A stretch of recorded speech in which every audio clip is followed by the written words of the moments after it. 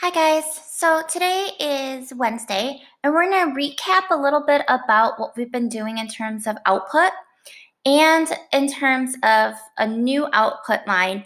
It's still basic, but we're going to review and then hopefully this will segue us to doing or using variables, which is unit 2. So I went into a practice area here in Repl.it.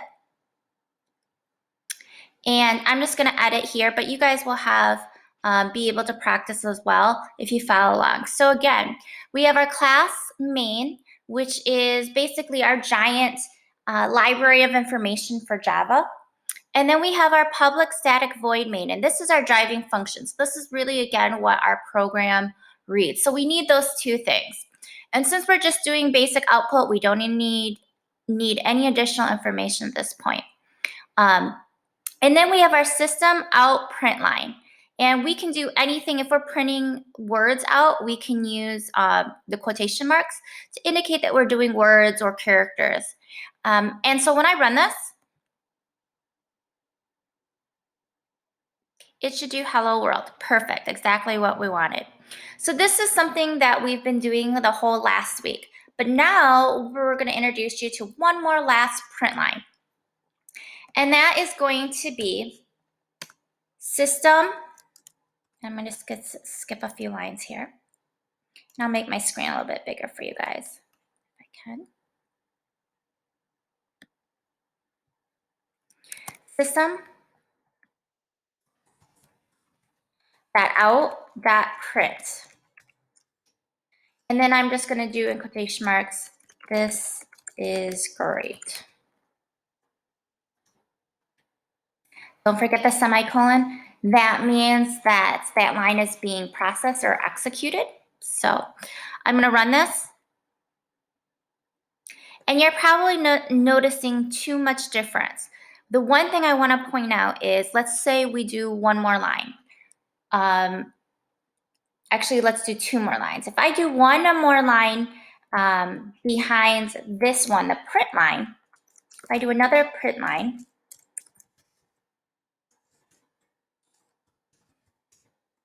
with the ln,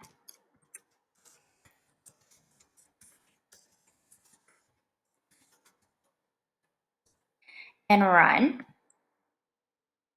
you'll notice that hello world and this is Wednesday are two separate lines. However, if I go down here and go this is great without the print line but just using the print,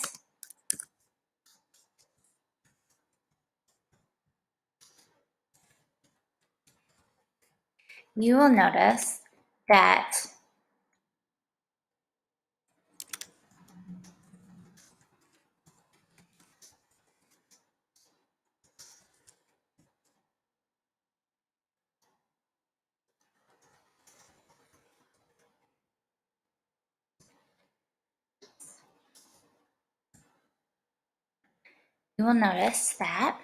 when I run this, again, the print line prints the entire line and then goes to a next line to print or wait for further instructions.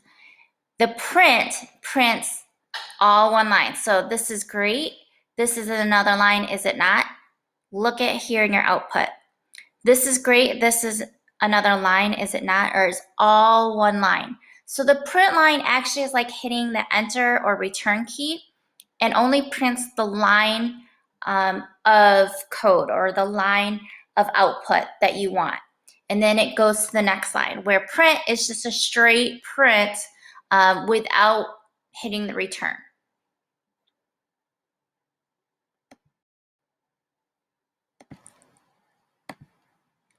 Okay, now we're going to talk about strings. So let's look at, well, not only strings, but variables. In our notes, I talk about that there's 3 types of variables. There's strings, there's going to be ints, and there's going to be doubles, which deal with like float numbers, meaning decimal points. So this example is now going to be talking about strings. And basically, string variables are just variables that hold a set of characters. Okay, so I'm going to get rid of this. And we're going to talk about string variables. So variables are basically just holding places. Just like in math, when we have X and Y or A and B, they're just ways to hold information. And in coding, you need that because you might alter some of the things, you might need to call upon it or change some of the information. And by having a holding spot or a holding variable, it makes it easier. So with string variables, a string again is basically a group of information or characters being strung together. And that's why we use the word string. It usually isn't numbers, it's more or less seeing characters or letters. So to declare a string variable, we need the word string, capital S. And then we need to give that string an actual variable. And it can be one word, it can be a letter. Don't use the letter X usually. Well, you can use the letter X, but don't use any weird characters. And if it's a word, make sure there's no spaces or strange characters in that word. So I usually use string with S. And this is declaring a string. If we want to assign it some type of value or some type, in this case, of characters, we're going to use the equal sign, which means assign. And then we're going to use our quotation marks. And this is my string of characters that I'm assigning to the letter S. So in my example in the notes, I use this is my code. And then a semicolon because I'm going to execute this, or I'm going to have my program read it. And then I'm going to call upon the variable S. So I can do system.out.print, call upon the variable S, semicolon, and now if I run. So again, I'm declaring a string called S. I'm assigning it, this is my code, I'm assigning it those characters, and now I'm just in this line, line 7, I'm calling upon the variable S to print it out, and this is my code. So I'm going to do another example. You can do more. When we start doing variables, we want most of, if not all of our variables at the top, so that way we know where they all are. So I might have another string, maybe we use Roy, equals, this is programming.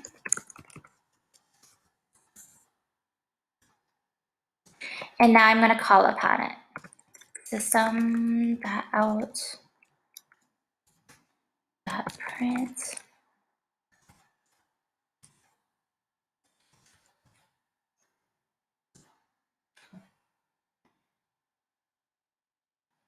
And you know that it does it well. Now, you might say, well, why can't I just type it in? Why do I need to create some type of variable? The nice thing is, once you set your variables, at least for strings, you can just call upon Roy again. I don't have to retype, this is my code or this is my programming class. I can type and call upon S anytime or Roy anytime I want without retyping it. I just need to say that I want to call upon it again. So in line 10, I'm just calling upon this again, calling on S.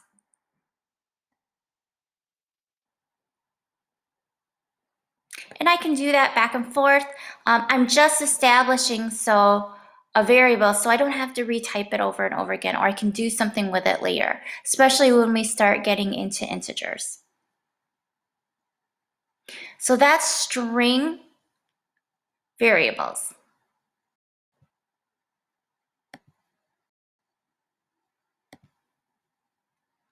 Okay, so now let's talk about int variables. This was string variables, and let's talk about ints. Integers are basically just numbers.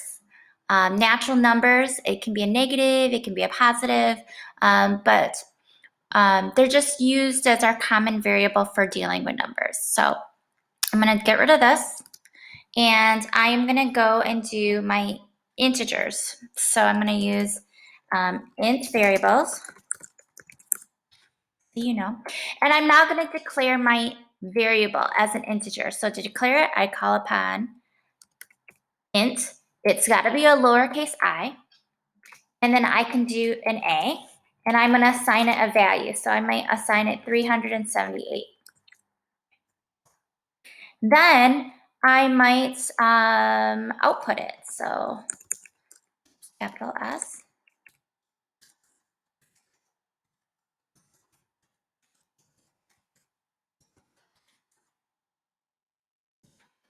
And I output this, and it outputs 378. So basically this is saying, hey, I'm declaring a variable A, it's going to be an integer, and it's going to be assigned the value of 378. Then in line 8, I'm printing out the letter A, which is 378. I can do this again if I want to declare another one. I'm going to put all my variables at the top. So int maybe B is equal to 765. And then I might also print it out again. So I'm going to do system.out.print line and do B and run. And there we go. Now you can combine stuff if I want to output certain things. So if I want to say, hey, my first number is whatever A is and my second number is whatever B is, I can put a string in there. Now I don't necessarily need to, but I can, and I want to show you that. So if I want to put a string in here, I might put string first. And I might put the first number is, and then maybe I want another string, second, the second, oops.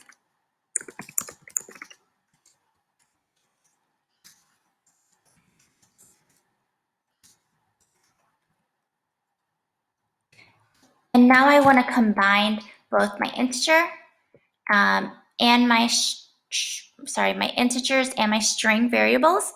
So I can go in print line and I can put first. And then if I'm combining these two variables, I need to use a plus sign. Now it's not adding them, it's just combining them in terms of printing them out. And then maybe this is second. And we'll run it. So now it should combine my string variable first to my int variable A. Now again, we're not adding them together, we're just solely calling upon them in the same print line. And we're using that plus sign to help us out. Now, because these are two integers, I can actually add the numbers together. So if I want to do that,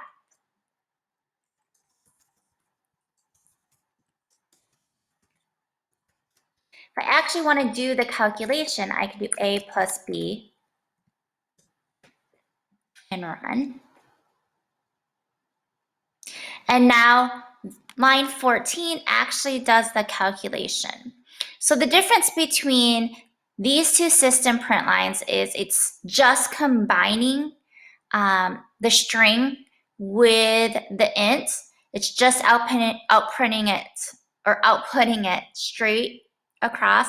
It's not doing any calculations. It's just printing it out because they're two different types of variables. This, because they are the same variable and then the same, meaning they're both integers, I can actually do a calculation. So again, this is just combining two variables and printing them out. This because they are the same variable types,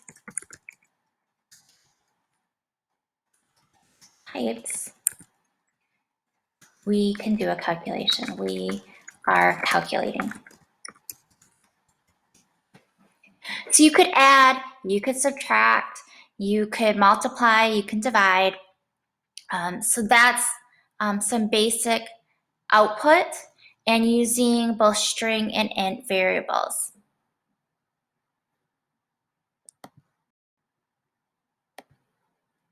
Okay, so now let's talk about double variables, and that deals with floating points or basically decimal points. So I'm going to erase this, and we are going to do doubles. Double variables. And we're going to declare the same way we've declared string and int. Doubles have a lowercase d, so double. And then you can use the letter D, you can use any type of variable as long as there's no spaces or funky characters. So I usually stick with D for now. And maybe I have it 98786. And I'm gonna system that out, that print.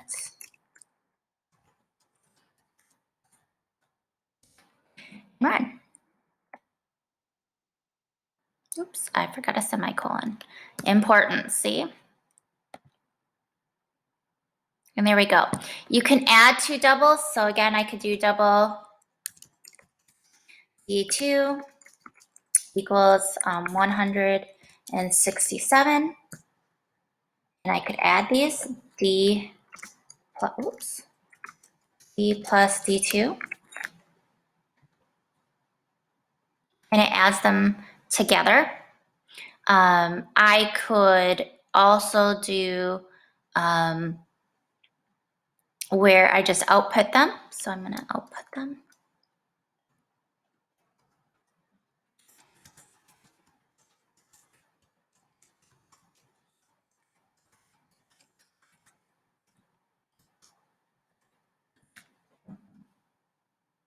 Good.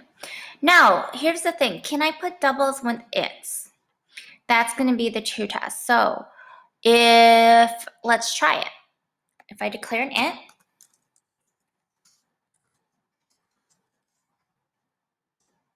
can I combine them? Can I add them together? Or actually, let's do one. Okay. So here is where I do system. Oops.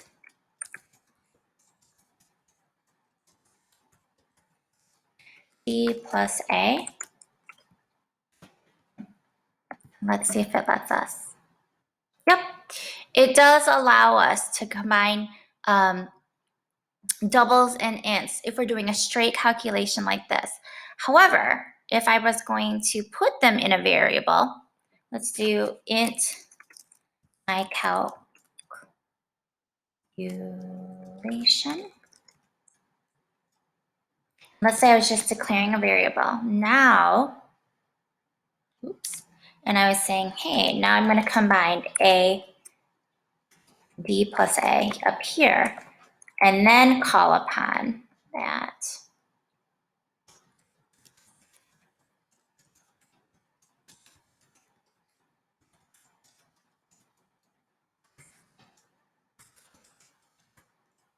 See if that will work. So this is a straight calculation right here, and I'm going to comment that out.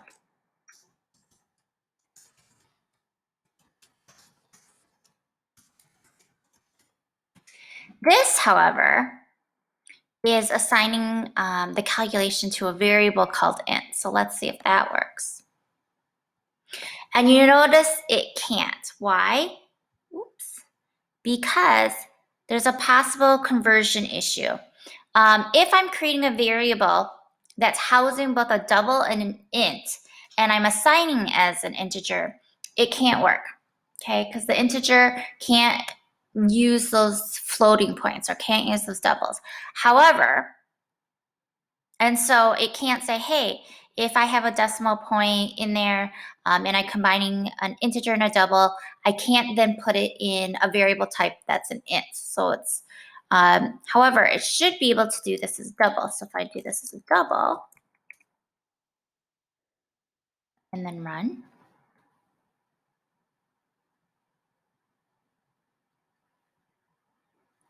Ooh, did I spell this wrong?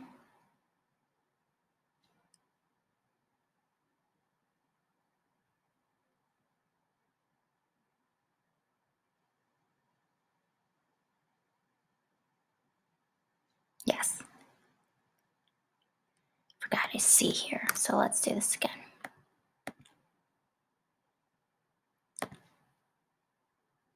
And there, it helps to actually spell. So again, I can combine an int and a double and assign it a variable that is a double that anticipates both integers and decimal points. But I can't necessarily assign it as an integer because it can't make that double into an int. So I just want to make that clear. And this is a good way to show you how you combine doubles and integers, and just be aware of that. So this one is combining variable types